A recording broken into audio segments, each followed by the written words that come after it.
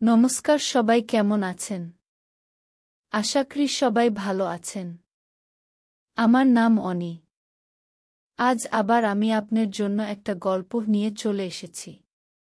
এই গল্পটা আজ থেকে 6 মাস আগে ঘটেছে। গল্পটা আমার মাকে নিয়ে। গল্পতে আমি আপনাদের শোনাব কিভাবে মাসির বাড়িতে মা আমার মেসোর সাথে খেলেছিল। এই ধরনের গল্প শুনতে অবশ্যই আমার চ্যানেলটা সাবস্ক্রাইব করে নিন। তাহলে চলে এবার গল্পের ফিরে আসা যাক। আমি আমার বাবা এর মাকে নিজে 3 জনের পরিবার।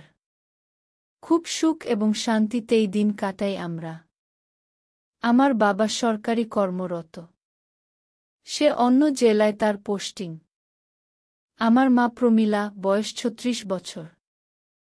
ফর্সা, বেশ ভালোই দেখতে। এই বয়সে সে নিজের অনেক পরিচর্যা করে। আমার মাসি মানে মায়ের দিদি রুমিলা। আর মেসো প্রবীর।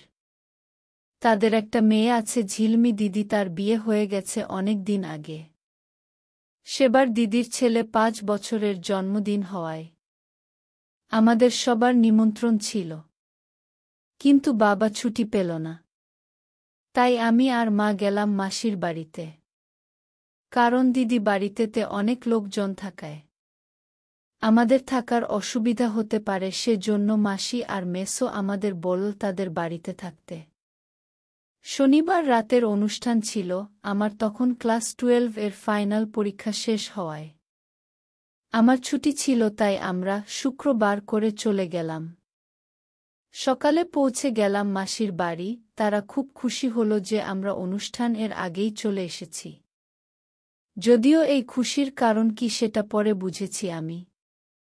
এখন যাই হোক, গল্পে আসি।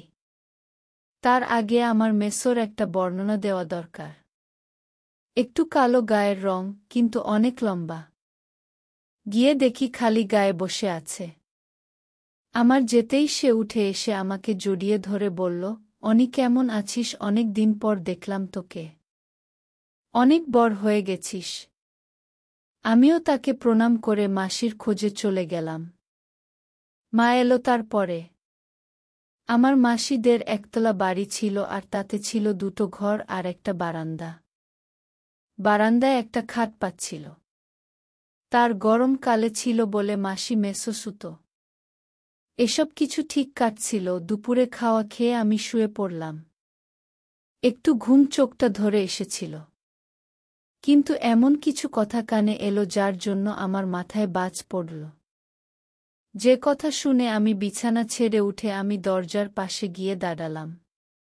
কথাগুলো এমন ছিল, মাসিমাকে বলছে, কি ভয় পাস না তুই, নিজের চিন্তাটা কর, তোর জামাই বাবু তোর সাথে খেলতে রাজি আছে। মা বলল, সে তো আমিও চাই খেলতে, কিন্তু ভয় লাগছে, অনি আছে, তারপর জামাই বাবু আর লাঠিতে অনেক বড়, আমার ভয় করে। তুইও চলে না, দুজন একসাথেই খেলি। মাসি বলল, না, অনিকে দেখতে হবে। ও উঠে পড়লে তখন কি হবে? মাসি বলল, আমি আজকে খেলে নিচ্ছি, তুই কাল খেলিস। কাল আমি অনুষ্ঠান থেকে অনিকে নিয়ে চলে এসে শুয়ে পড়ব, তুই আর জামাই বাবুর সাথে এসে ওই ঘরে ঢুকে যাবি। এসব শুনে আমার মাথায় আকাশ ভেঙে পড়ল। এই সব আমি কি শুনছি? আমি মাকে খুব ভালো ভাবতাম, কিন্তু মা নিয়ে দিদি স্বামীর সাথে খেলব বলে ঠিক করছে।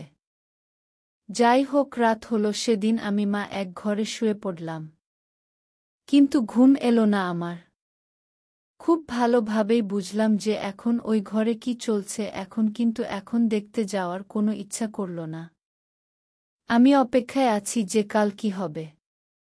এমন ভাবতে ভাবতে ঘুমিয়ে পড়লাম। পরের দিন দুপুর গড়িয়ে বিকেল হল। সবাই আমার রেডি হলাম যাব বলে। মা একটা নীল কালারের শাড়ি পরল, যেটা পুরো চেপে আছে তার সাথে। আমি আর মাসি আগে হাঁটছিল, আমি আর মেসো পিছনের দিকে হাঁটছিলাম। দেখলাম মেসোর দৃষ্টি পুরো মায়ের দিকে আছে। আমিও ভাবছি যে আজ রাতে কি হতে চলেছে। কিন্তু আমাকে যদি সেটা দেখতে হয় তাহলে মাসিকে ঘুম পাড়াতে হবে কোনোভাবে। যাই হোক, এইসব ভাবতে ভাবতে আমরা অনুষ্ঠান বাড়িতে পৌঁছে গেলাম। অনুষ্ঠান বাড়িতে গেলেও আমার মন পড়ে আছে আজ রাতে কি হবে সেই দিকে। হঠাৎ আমার মাথায় একটা ফন্দি এলো। আমি সবাইকে এড়িয়ে অনুষ্ঠান বাড়ি থেকে বেরিয়ে গেলাম। এবার মাসির সে প্ল্যান মতো সে আমাকে বলল, চল অনি, আমি আর তুই বাড়ি যাই। আমার শরীরটা ভালো লাগছে না। আমিও মাসির সাথে চলে এলাম বাড়িতে। মাসি আর আমি ঘুমিয়ে পড়লাম। আমি তো মনে মনে ভাবলাম এর কারণ কি সেটা ভালোভাবে জানা আছে। এবার আধ ঘন্টা কাটতেই মাসি ঘরে ঘুমিয়ে পড়ল। এবার আমি শুধু অপেক্ষা করতে লাগলাম। কিছুক্ষণ অপেক্ষা করতেই দেখলাম গেট খোলার শব্দ। আমি বুঝলাম মার চলে এসেছে। এসে মাসির ঘরের দরজা বন্ধ করার শব্দ। আমি বুঝলাম খেলা শুরু হবে। কিছুক্ষণ অপেক্ষা করে আমি বিছানা থেকে নেবে মাসির ঘরের দিকে এগোলাম। দেখলাম ঘর থেকে চাপা গলায় শব্দ আসছে। মায়ের একটু দরজা ফাঁক করতেই দেখলাম মা মেসোর লাঠিতে হাতে নিয়ে খেলছে। এবার মেসো শুয়ে পড়ল। এবার মা ওপরে উঠে উঠবোস করার মতো খেলতে লাগল। আমি এসব দেখে পুরো হতবাক হয়ে গেলাম। সেই রাতে প্রায় ভোর 4টে পর্যন্ত এই লীলা খেলা চলেছিল। এই ছিল আজকের গল্পটা। বন্ধুরা, কমেন্ট করে জন্য তোমাদের মতামত। দেখা হবে নেক্সট গল্পতে।